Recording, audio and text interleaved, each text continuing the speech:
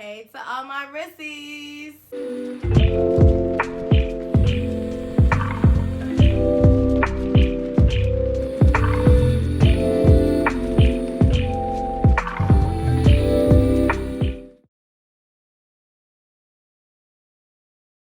Okay, first things first is to stop comparing yourself and stop caring about what others think. That's kind of two in one, but that is serious. Like, I know people think that's a cliche and we say that for everything, but that is the most important thing, because it's like, if you keep comparing what this other person is doing, how they do it, and always thinking about what other people are gonna think, you're automatically gonna probably fail when it comes to content creating, because one, people are going to say what they have to say. They're going to think what they want to think. But if this is something you want to do, you have to do it. And you should do it. You shouldn't let anybody stop you saying, oh, that's stupid. Oh, what are you going to do?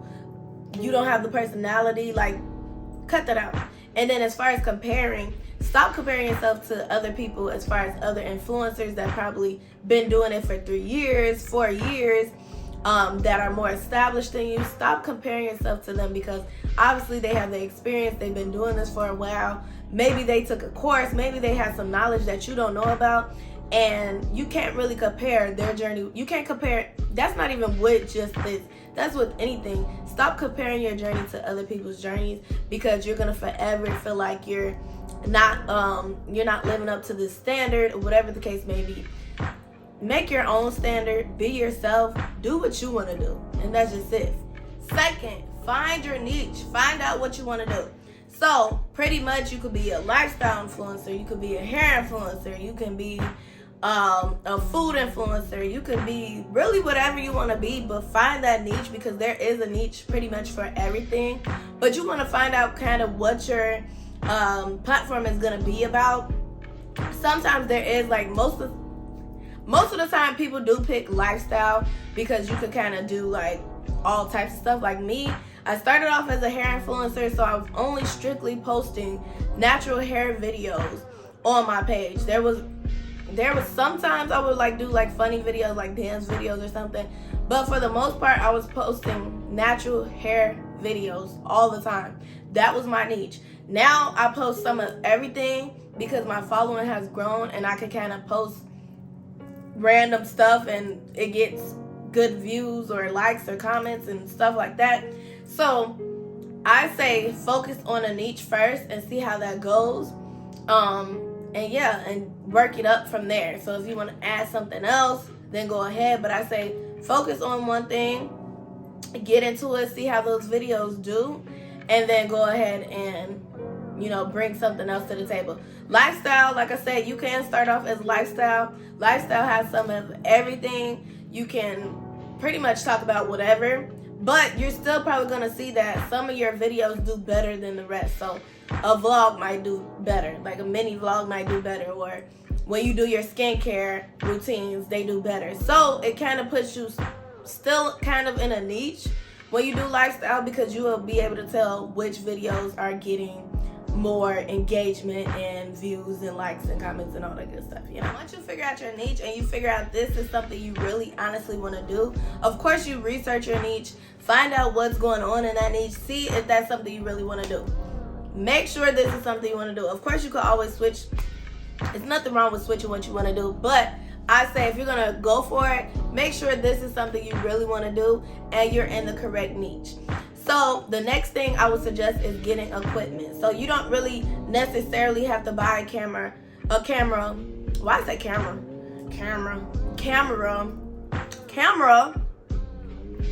I don't even know. Camera. Yeah, okay. You don't necessarily have to buy a camera right off bat. I'm just saying for YouTube. Some people even use their camera for like Instagram pictures, Instagram videos. I sometimes would use my camera for my Instagram videos when I was doing like YouTube and Instagram. I would just use both, use it for both.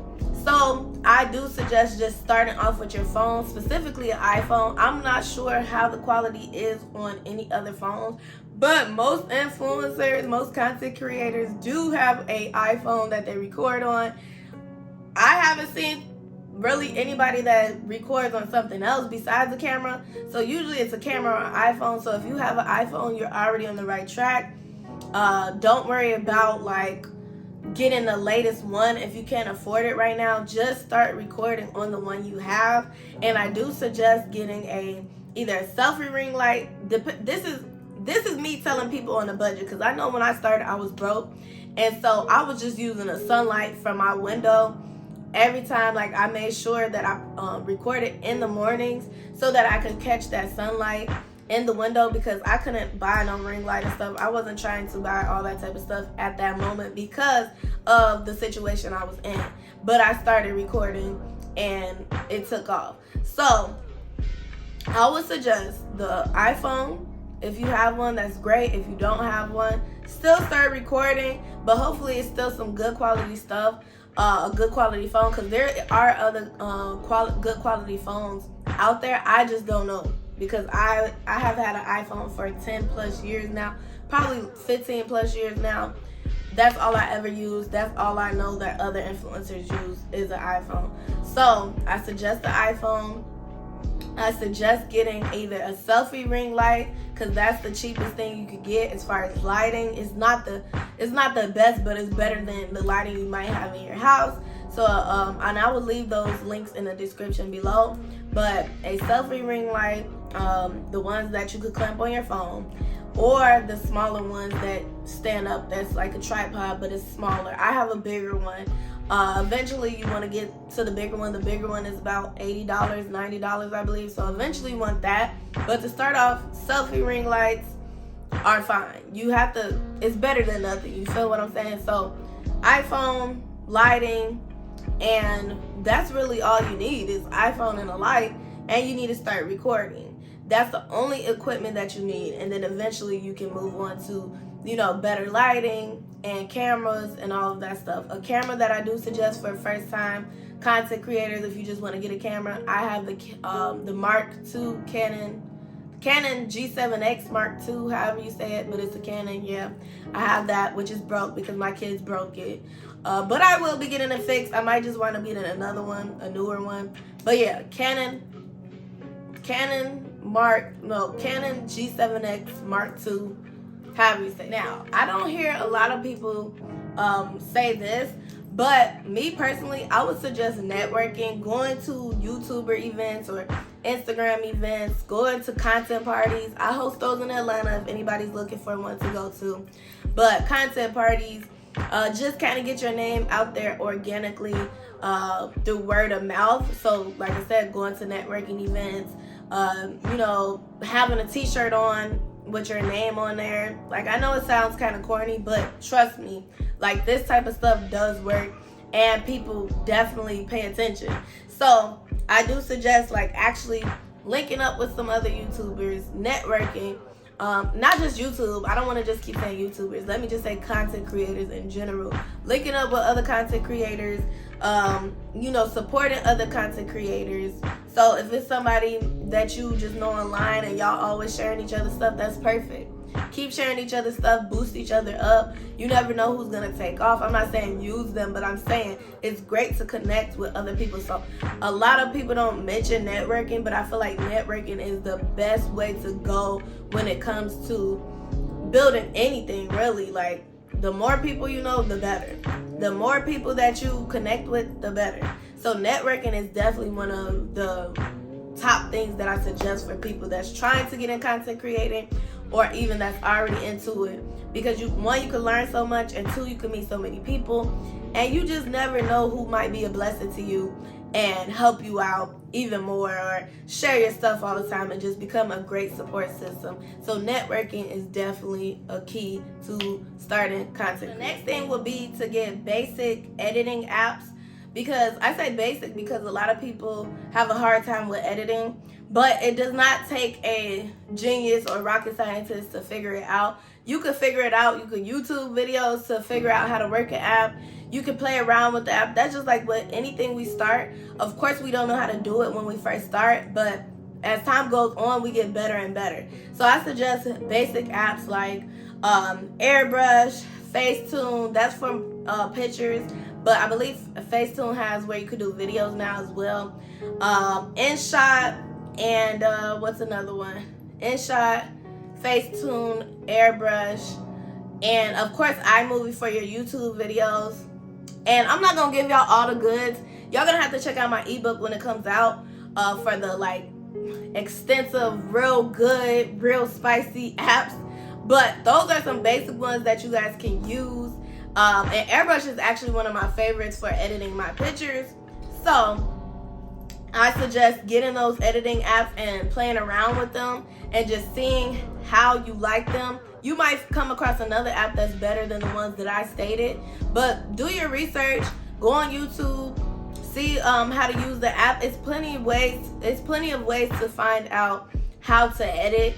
Like I said, it's not that hard. I can see how it's hard to some people, but it's not that hard. Like, it's not to the point where it should stop you from starting content creating because you're worried about editing. And TikTok is a great way to start because TikTok kind of has its own editing within the app. You could use filters within the app.